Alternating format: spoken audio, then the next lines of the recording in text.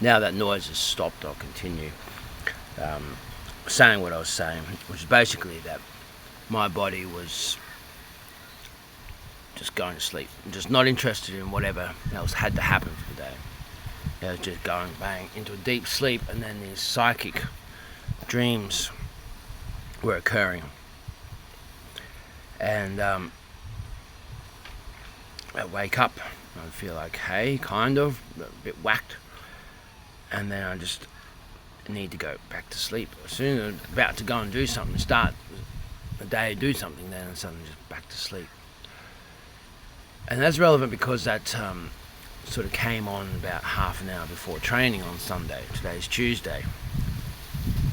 So about half an hour before training on Sunday, suddenly I felt exhausted.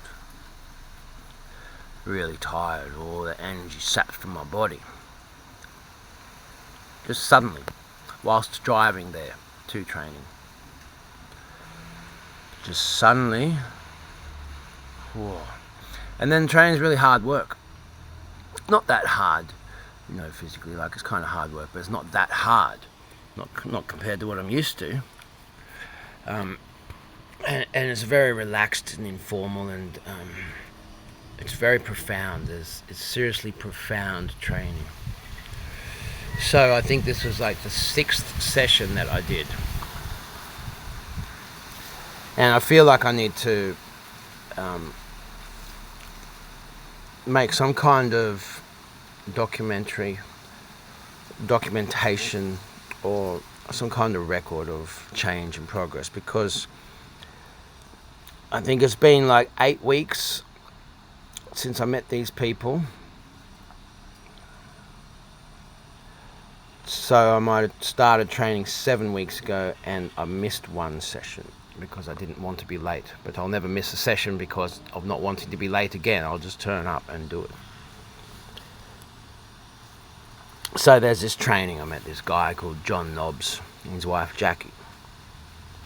I think her name must be Jackie Praxis, I'm not sure. So there's something called Suzuki Praxis. I think that's what I'm training.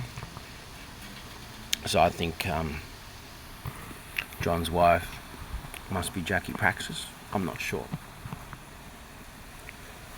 It doesn't really come up in conversation because there's so much other, more profound stuff coming up. So I met these people walking dogs. Here's some of my dogs. I do this thing with dogs for grief and therapy, and I breed these dogs specifically for soldiers. And for people like me, people that have seen shit, people that are the ones that have to deal with the intense kind of things that no one else wants to deal with in life. See how they're ready to go? They're ready to go. You see that? They're ready to go. Ready to go. Bang. They're onto it. Right? That's why I breed them for soldiers. And so this is me. I was just cooking my breakfast here. We got a contrast, like you probably won't really find many people like this in the middle of the city. This is Little Thrazzle Sweetheart, my baby girl. And now it sounds like it's starting up again. All right, well that's enough. No, I'll move away, because what I'm trying to get across is things are changing. There's intensity. That noise in the background is part of what this is about. I'll move away from the noise. I'm only saying something briefly.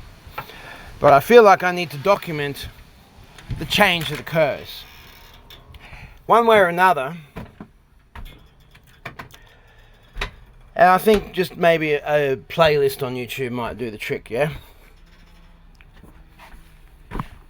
Fancy new phone camera. I didn't actually have the technology available to me. A few other things getting in the way, but I felt bad that I'm not taking a record and doing something that is specifically about this, and then I'm missing the metamorphosis that has already occurred in the last 6 to 8 weeks.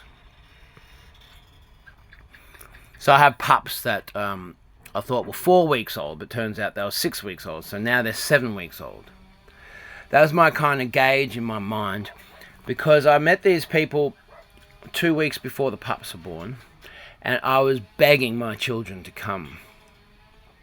and check out this training and join me in this training, because it is incredible.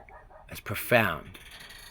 It's like nothing else that anybody could ever imagine anywhere. But they won't. Not interested. There's this real sad disassociative thing going on with my children and their mother. So the best thing I could possibly do is insist that my bitch who was about to have pups had pups there in that house, so that all three of them had the experience of babies being born there, of pups being born, and they could go through a certain process, and a lot of that's thinking they know something, and just then being proven that they don't really know anything. They have all these ideas. They think they know what Muma would need, and so they'll do this and go, I'll do this because she needs this, and then she'll tell her very clearly, don't want that. Get that away from me. Get out of my space. And, oh, right, okay. You know, so that's what I got to witness. I happened to be there. Because relations were good. So I happened to be there when the pups were born. Then I believe I visited the house 2 more times. Relations are good, everything's cool. But then shit just flared up. And it got real intense. And it got pretty horrible. So I've had to just step back. Because it became clear that they've got a certain journey to go through. A certain process to go through. And if I'm there, they're still going to go through it. Yeah, it's just easier and better for now. But it's coming to that time. So anyway, a lot of changes occur by doing this training. A lot of change. And it's also subtle. Basically, what I think needs to be said now is if this is I'll just make a playlist. I think I'll just make a playlist out of this stuff. I was just going to do something after every training session, like the day or 2 days after you go. So this is what I'm contemplating. You know, this is how it's manifesting. Because you're only training once a week.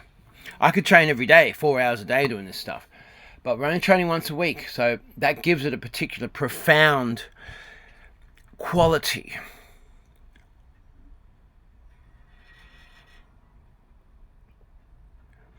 It's this acting training, but it's quantum physics.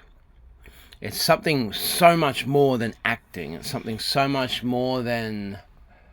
It's all performance. Like whatever it is, that is the training. When it comes to any questions that I have being a martial artist and anything else that I am, then it comes to the point of performance is what you want to achieve at that last piece of whatever you're doing, that final crux of it all, of whatever question might arise in my being.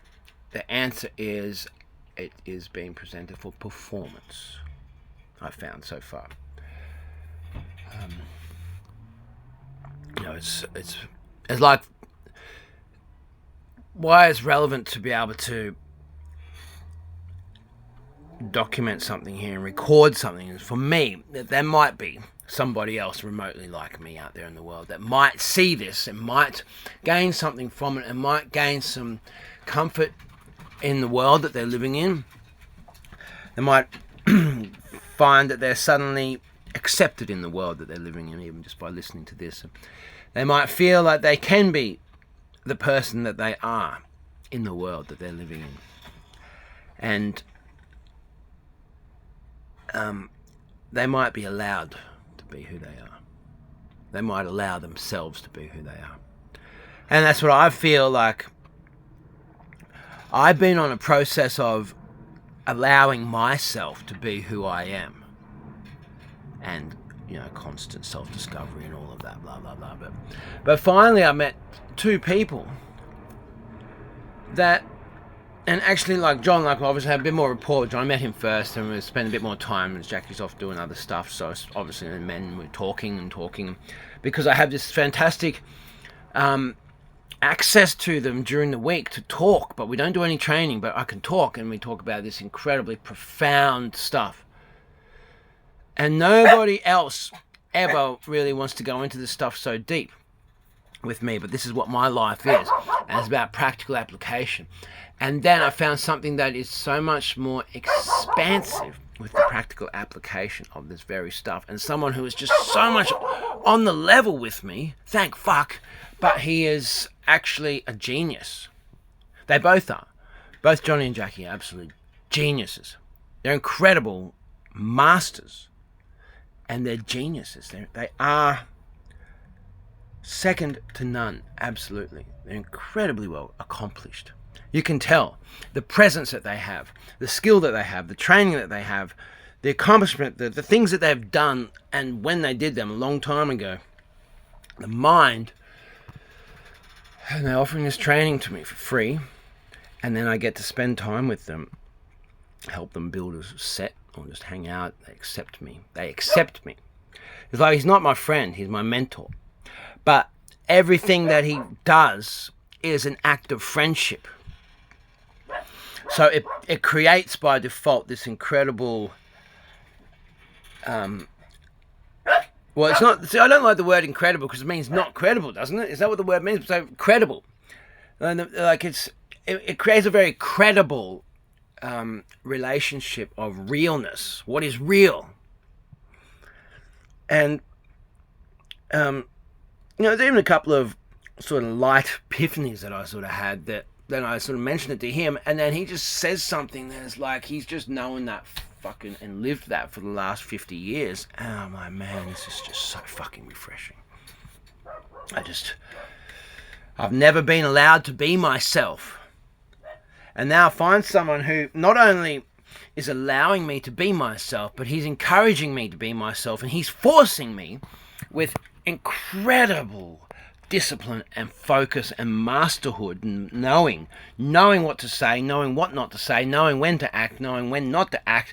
Like they're both of them, they're fucking brilliant. They're absolutely brilliant. They're brilliant people. Like, absolutely. It goes beyond acting, it goes beyond dance, it goes beyond performance, it goes beyond curating, it goes beyond everything. And it touches something that is so much more profound and so much more subtle and so much more untouchable to what seems to be the entire world. And they listed off the other day, I think did they say there's like 26 people that are out there in the world that have been trained under them intensely enough to have reached a certain point, that carry that flame, carry that current with them, and are out there in the world doing that thing, doing their thing. Can't remember why I even said that. I was leading to something else, but yeah, these people, they're incredible. But the training, that's what I was saying, because there's only a few of us. There's only really a few of us. I was already whatever I was, so it all feels very familiar and very comfortable to me, even though I haven't seen any of this stuff before.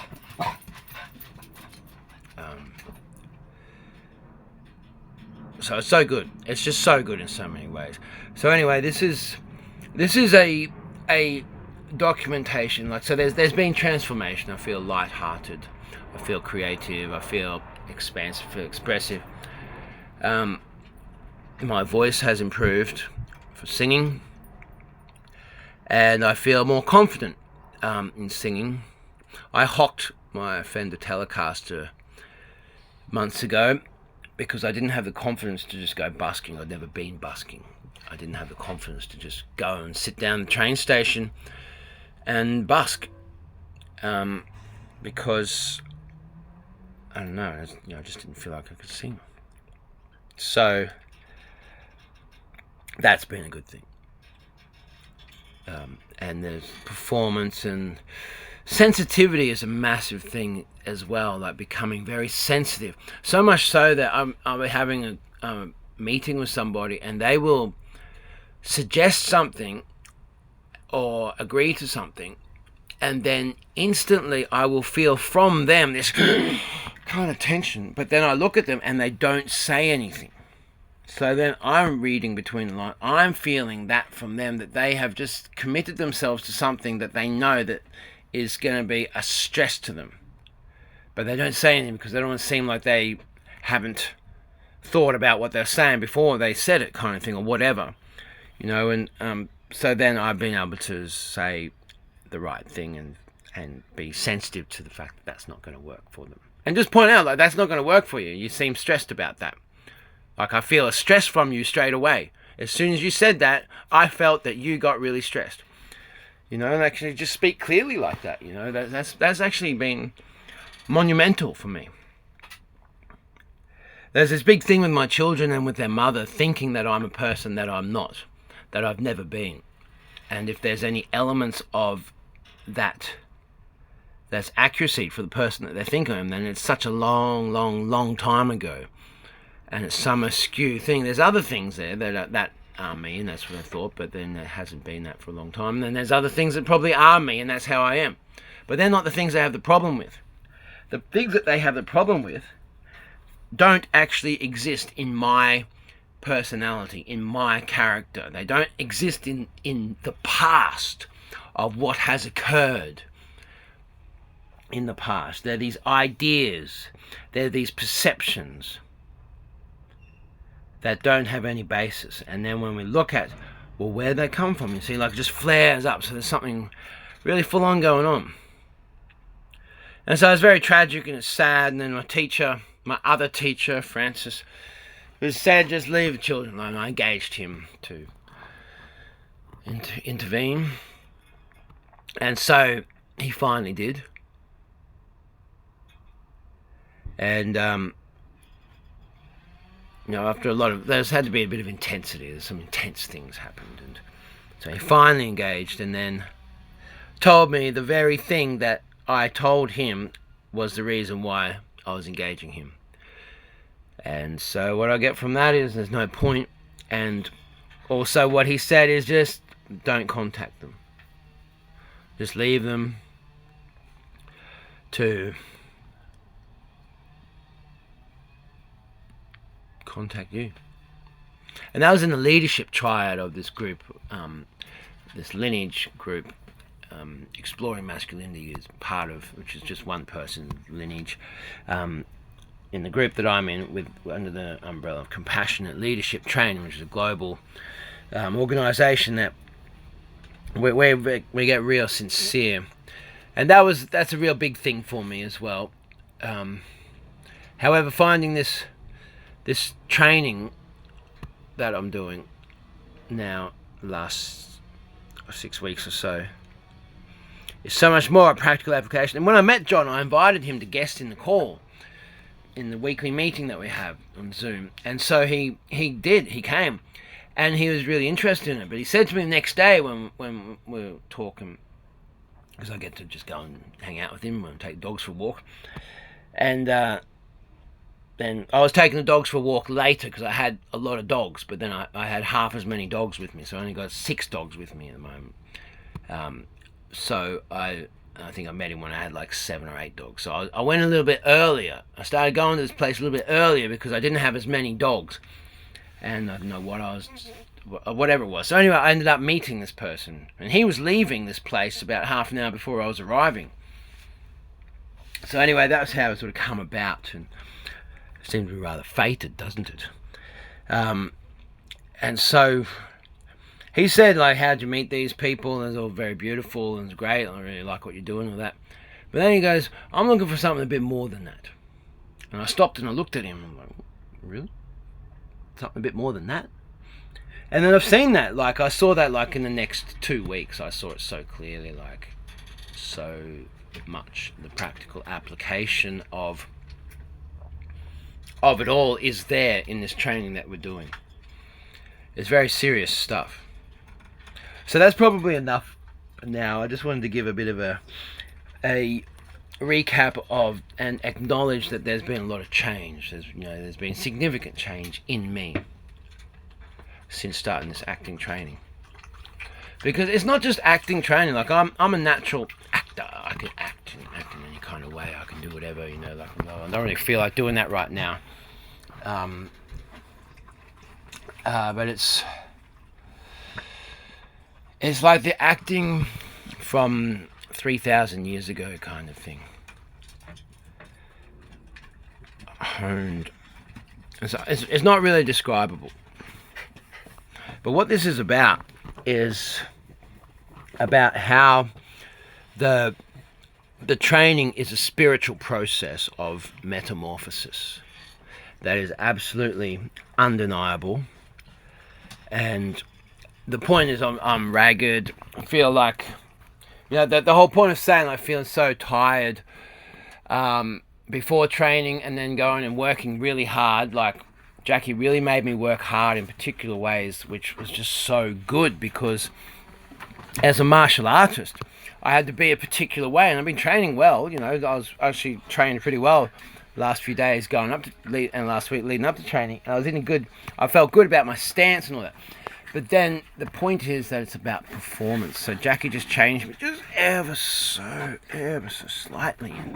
He's like, oh, good, geez, I'm working hard for this. Oh, geez, I'm good, working, okay. And then you got to hold it and you're working and it's relaxing. And yeah, it's just so good to have somebody correcting me. And like 2 weeks ago, I was the only person who went to training.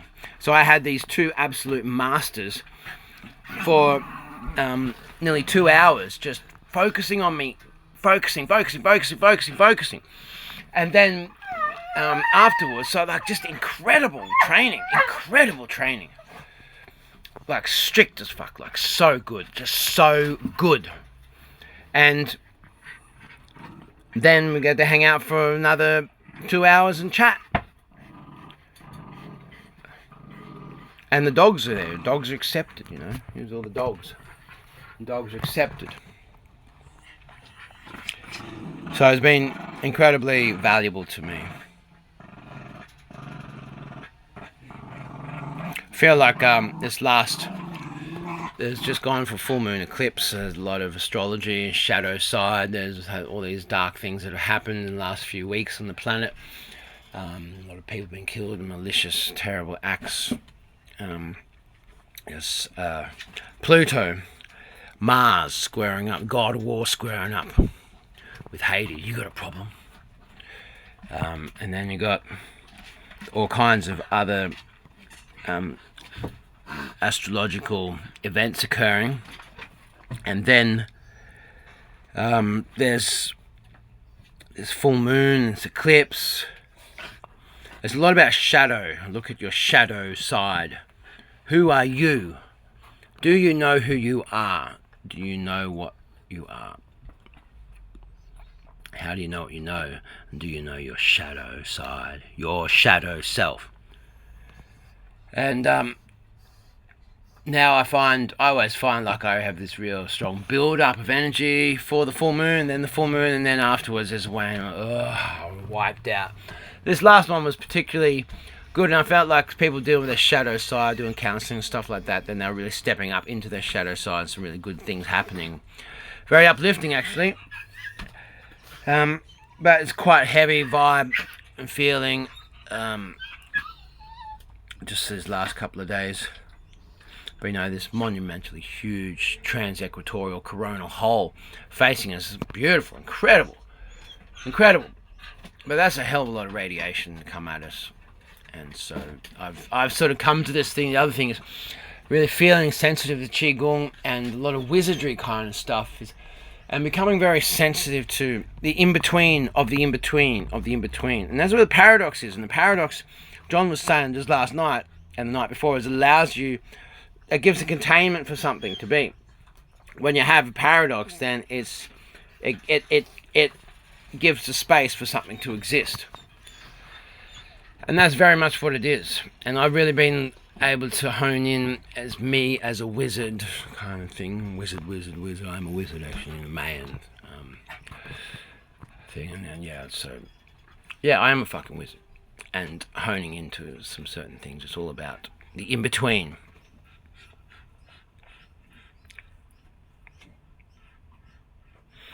So we have power, and the reflection of the cosmos being through the audience is a massive thing.